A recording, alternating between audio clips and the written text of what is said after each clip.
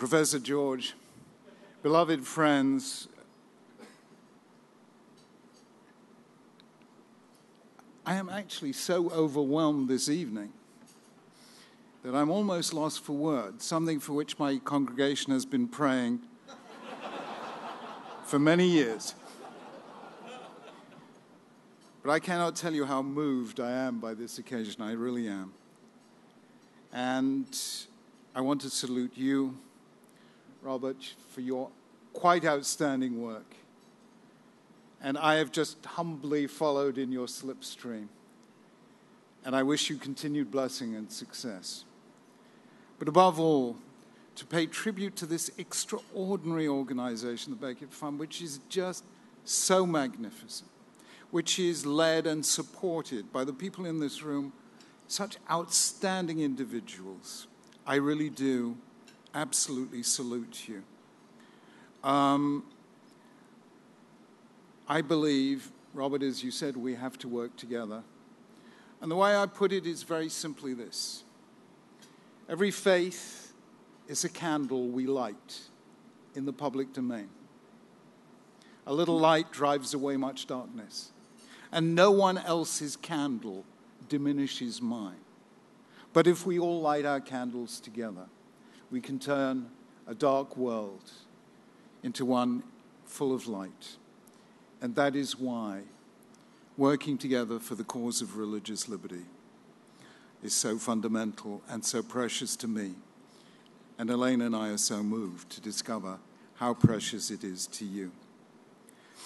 I have to say, Robert, you mentioned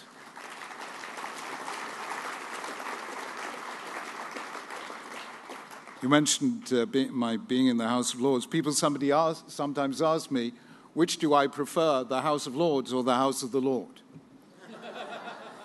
I say, if given a choice, always choose the House of the Lord, because in the House of the Lord, only the Rabbi or the vicar gives a sermon. In the House of Lords, everyone gives a sermon. But it is a great privilege to be with you here to receive this award. And I am particularly moved that today happens to be the very day on which the President of the United States opened the 9/11 Memorial Museum. It was standing at ground zero shortly after 9/11 that inspired me to write my own book, Dignity of Difference, my own argument for religion as a force for freedom. And therefore, all I have done between then and now, and especially tonight, has been an inadequate way of paying tribute to the memory of those who died as a result of religious hatred. And the only way we can defeat it is through religious love.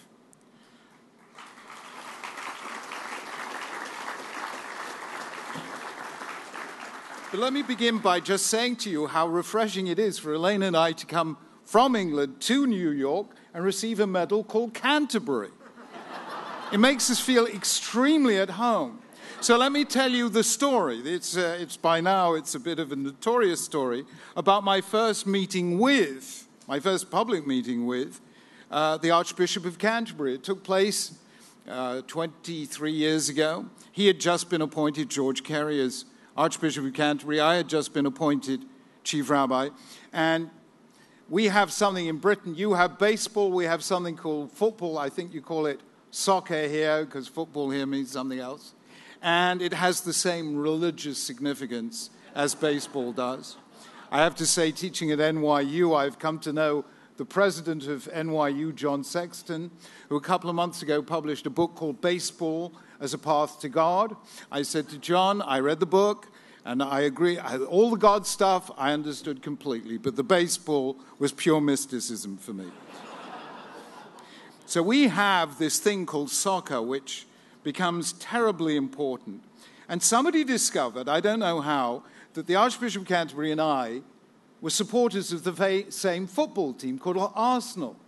And they came to both of us and said, would you like your first ecumenical gathering to be at Highbury Stadium when Arsenal are playing? A midweek match for obvious religious reasons. And, of course, we both said yes. And I have to tell you, the occasion was magnificent. There we were, floodlit match, midweek, We were taken down before the game to meet the players. We were taken out onto the holy ground itself, the football pitch of Arsenal, where they were playing Manchester United. The loudspeaker, the public address system announced that tonight we have with us the Archbishop of Canterbury and the Chief Rabbi, and you could hear the buzz go around the ground that whichever way you played this particular theological wager, one way or another, that night, Arsenal had friends in high places. They couldn't possibly lose. That night, Arsenal went down to their worst home defeat in 63 years. An absolutely true story. The next day, a national British newspaper, again, all of this is true, a national newspaper published the following article. If between them, the Archbishop of Canterbury and the Chief Rabbi cannot bring about a win for Arsenal, does this not finally prove, as my Bubba would say, that God does not exist? The next day, they carried my reply, which said, it proves that God exists. It's just that he supports Manchester United.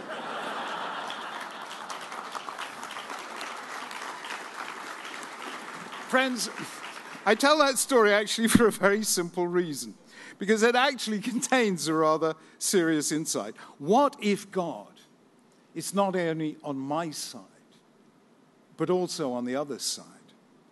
What if God cares about the game, not just the team? Or let me put it biblically. And this is a very interesting fact about the Hebrew Bible. The Hebrew Bible tells the story of Abraham and Sarah and their descendants. But the interesting thing about it is Abraham and Sarah don't appear until the 12th chapter of Genesis. The first 11 chapters of Genesis have got nothing to do with this particular family, the family of the covenant. They have to do with humanity as a whole. Adam and Eve, Cain and Abel, Noah and the flood, Babel and its builders. And I believe what the Bible is saying to us is that our common humanity precedes our religious differences. And that becomes a very, very important religious insight. It seems to me that it was some such thought that gave rise in the 17th century, after a century when there were religious wars throughout Europe, to the very concept of religious freedom itself, or as it was called, liberty of conscience.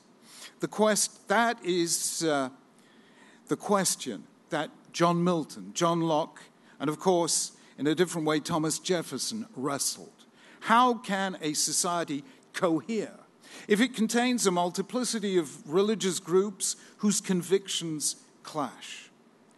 And the result was what Locke called the doctrine of toleration, and what in America became the First Amendment, the formal or substantive separation of religion and power, so that religion, by an act of self-restraint, does not attempt to control the government, and the government, by a parallel act of self-restraint, does not attempt to control religion.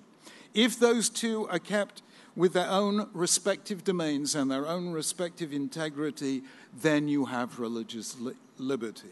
Government is about power, religion is about influence. Government is about state, religion is about society, and that is how religious liberty was born. Now, today, I'm sad to say that liberty is at great risk throughout Europe. In Britain, we have seen a worker banned from wearing a small crucifix at work. A nurse was censured for offering to utter a prayer on behalf of one of her patients. The Catholic adoption agencies were forced to close because they were unwilling to place children for adoption to same-sex parents. And as far as Judaism is concerned, religious liberty has been under very serious threat indeed. We have seen shechita, the Jewish way of killing animals, banned in Denmark. We have seen circumcision banned by a court in Germany. These are liberties Jews have enjoyed throughout Europe for centuries. And this is, for me, the empirical proof that this deeply secularizing Europe, that the secular societies of Europe are much less tolerant than the religions that they accuse of intolerance.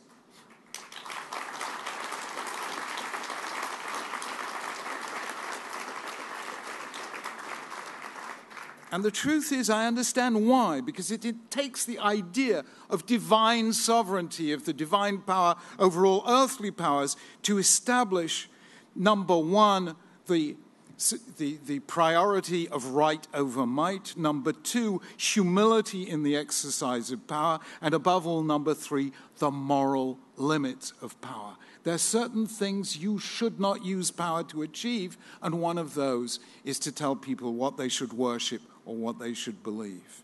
The truth is that why is this dangerous? It is dangerous not just for religion. It is dangerous for society as a whole. Why? Number one, because for Jews, Christians, and more or less all other religious believers, our religious commitment cuts very deep. It cuts to the very heart of what and who I am. And therefore, political wisdom should tell us that only in very, very rare circumstances, indeed, should governments even dream of setting up a conflict between my loyalty to the state and my loyalty to my faith. Very rarely should governments make that a real conflict. Number two, even non-religious people, I think, were they to come back to life today, would be horrified with what they say, what they see. The truth is that the greatest defender of liberty in the 19th century in Britain was an atheist, or maybe just an agnostic, called John Stuart Mill. John Stuart Mill would be horrified to see what is happening today in the name of political correctness. Look at what has happened in this country to people merely because they oppose same-sex marriage, or they gave a donation to a body that opposed same-sex marriage. John Stuart Mill was acutely concerned, as we are, because he believed that freedom includes the right to voice opinions that dissent from whatever is the majority view in a society at a given time. That is the only way we avoid error, by allowing dissent a voice. In Roman law, indeed in Judaism, there's a principle of justice which says, aude alteram partem. Justice depends on the ability to listen to the other side. When one side is silent, there's neither freedom nor justice, and this affects everyone, religious and non-religious alike.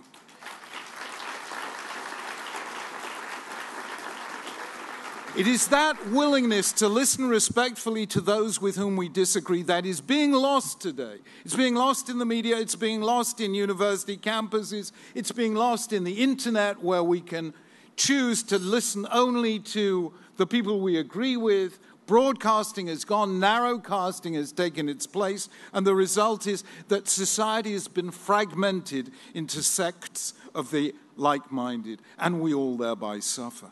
However, even if we are not religious, there is still a case to be made. And it was made by, the most brilliant person who ever wrote on this subject, Alexis de Tocqueville, that the thing that really struck me about Alexis de Tocqueville is his brilliant insight that, as he says, in France, I saw the spirit of religion and the spirit of liberty marching in opposite directions, but in America I saw them walk side by side, hand in hand. And the reason was, he said, that religion in America is the antidote to the biggest threat to society and to societal freedoms, something he called individualism. Religion, he said, strengthens democracy by strengthening families, strengthening communities, strengthening charities. And that led, he said, to what he called the art of association, which he defined as the apprenticeship of liberty. Now, that argument has recently been empirically demonstrated and quantified by one of the leading sociologists here in America, the Harvard sociologist Robert Putnam. I'm I'm sure you've all read his book, American Grace, but this was an absolutely enthralling work. What he showed through extensive research that lay behind this book is that being a member of a religious community is the single strongest indicator of willingness to give to others, of involvement in charitable giving, whether to secular or religious causes, to engage in welfare work, to help a stranger. On every index, the best guide to altruism and active citizenship is membership in a faith community. In other words, everyone gains thereby, because it is faith communities that are our great heritage of that wealth of nations called social capital. Of course, I try to tell people in Britain, but they really don't want to know, that being a member of a religious community is also good for your health. Actually, it extends your life expectancy by 7 years, apparently on the latest American research. Although I said to Elaine when I saw this research, either going regularly to synagogue makes you live 7 years longer, or maybe it just seems 7 years longer. But the truth is that it is religion that is the antidote to the individualism that threatens the breakup of society. So a loss of religious freedom is bad for religion, bad for liberty, and bad for a society. But all these things taken together pale into insignificance when placed alongside the most fascinating phenomenon of all, which is the history of American liberty. America is unique in being the living tutorial in the fact that religious liberty was and remains a religious achievement. It was the Oxford political philosopher John Plamenaz who pointed out that liberty of conscience was born in the 17th century. The 17th century was one of the most religious ages in all of European history. It was born by people of faith, not by people who lost their faith. And Plamenaz explains very simply what happened. He said, liberty of conscience was born in the simple move from the idea that faith is immensely important, therefore everyone should have the one true faith, to the idea that faith is immensely important, therefore everyone should have the freedom to live his or her own faith. That one step led to religious liberty in the most religious of all ages.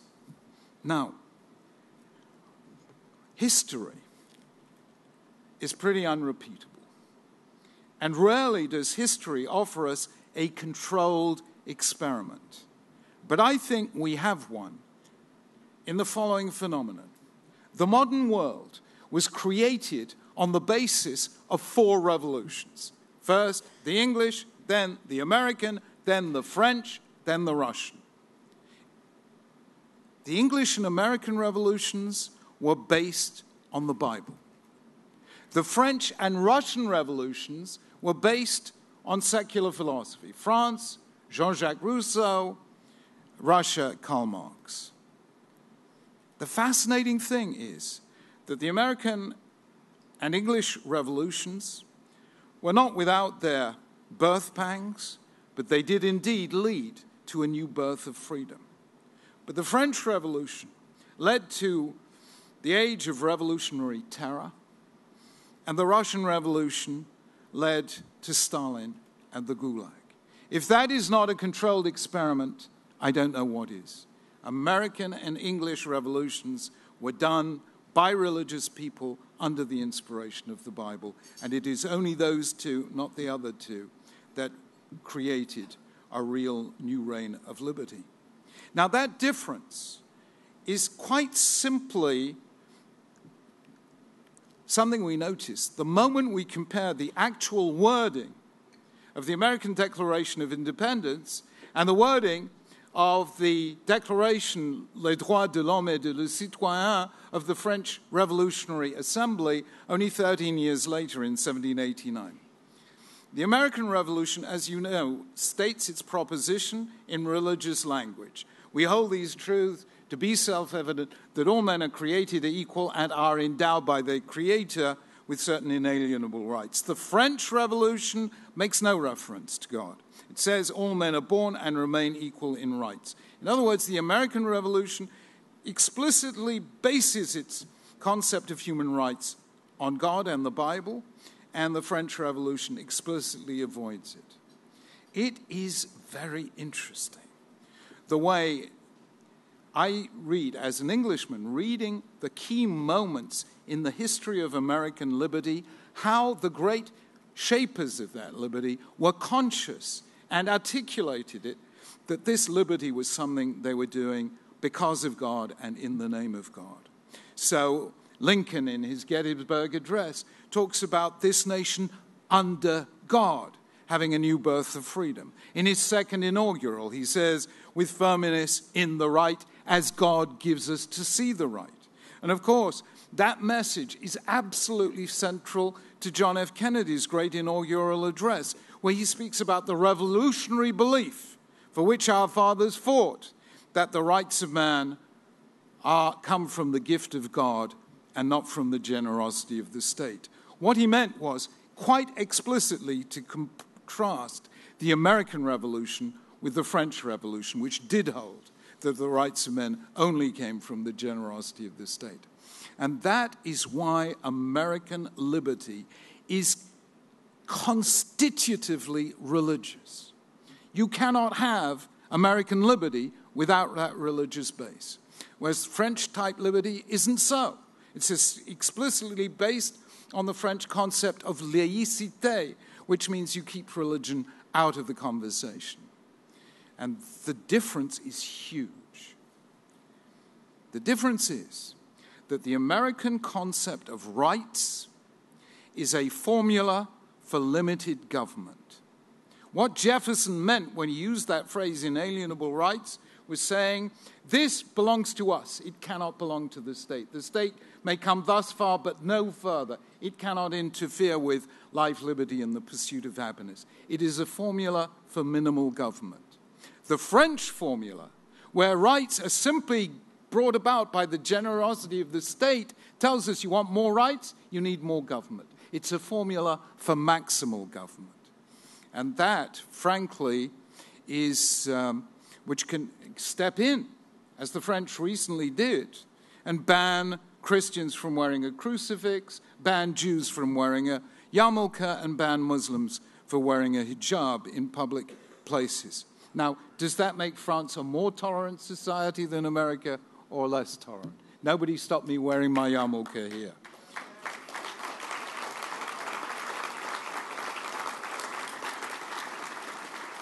This is what I want to say as a guest from over the pond, and we forgive you for 1776. But let me say this to you loud and clear. America's great achievement was to turn religion into a force for freedom. And that is what the world needs to know today. You look at the world and see religion becoming a force for violence and oppression and heaven knows what. Countries throughout the Middle East, Asia, and sub-Saharan Africa, which are turning into a war of all against all, in Hobbes's phrase, where life is solitary, poor, nasty, brutish, and short. They can see religion as a force for violence, terror, or repression, and therefore what the world needs now is for America to stand tall and assert its unique and outstanding history and show that here we saw, and here we showed, and here we proved that religion is indeed a force for liberty. Friends, in America, the tree of liberty has religious roots. Don't believe you can sever those roots and have the tree of liberty survive.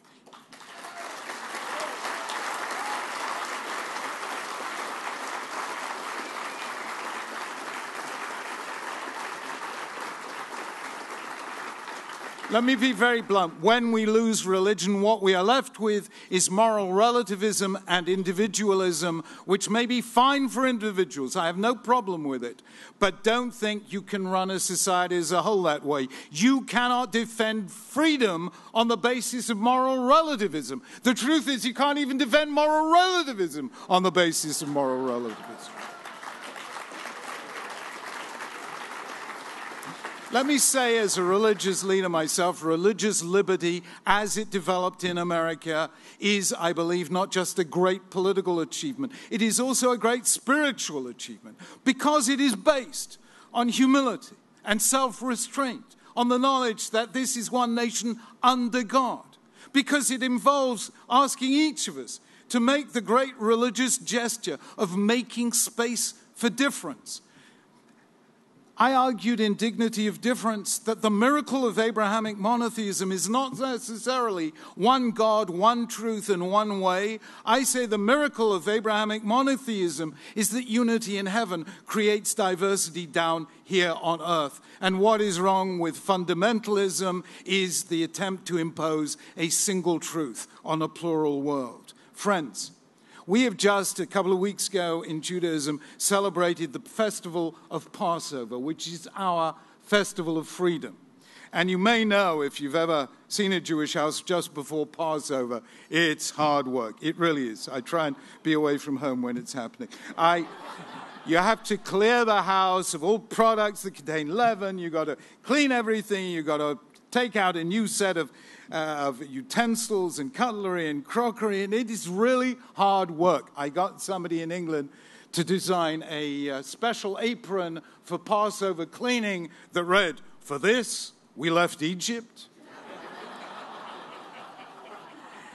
And I used to wonder why. Why make Passover such hard work? And now I know. Because freedom is hard work. And it has to be fought for in every generation. We have to tell and retell the story. We have to remind ourselves what it feels like each year to eat the bread of affliction and taste the bitter herbs of slavery. Freedom is hard to attain, but it is very easy to lose. And that's why it has to be fought for in every generation. Today, when freedom, not just religious freedom, but every kind of freedom, is threatened by a resurgent Russia, a driven China, and wars of religion destabilizing vast areas of the globe, the world needs the American message that religion is true to itself when it is a force for freedom. That religion is about influence, not power. It's about society, not the state. It's about not purchasing my liberty at the cost of yours. It's about that wonderful truth that, as Robert said, that we are all in God's image, which means what?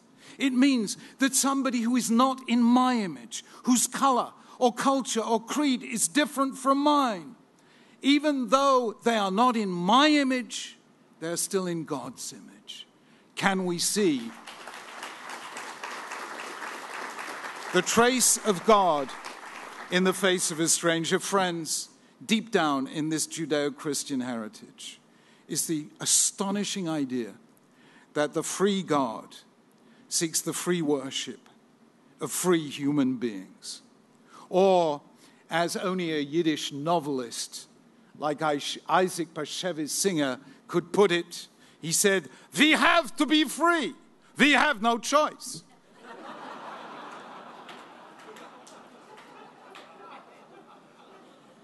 But friends, the fact that God asks us to create, sustain, and celebrate freedom tells us something very deep indeed. It tells us that more than we have faith in God, God has faith in us. And let us honor that faith. Friends, I thank you and the Becket Fund, not just for this honor, but really and truly for the years and the day after day when you fight this good fight, which is the fight of our time. And I say, let us do it together. Jews, Christians, Hindus, Sikhs, Muslims, Buddhists, Jain, Zoroastrian, Baha'i, people of goodwill, of all faiths and those of none, so that we can show the world that religion really can be a force for freedom. And the proof is America itself, one of the world's most religious of nations, and at the same time, the one that was, is, and I pray always will remain, the world's great defender of liberty. Thank you.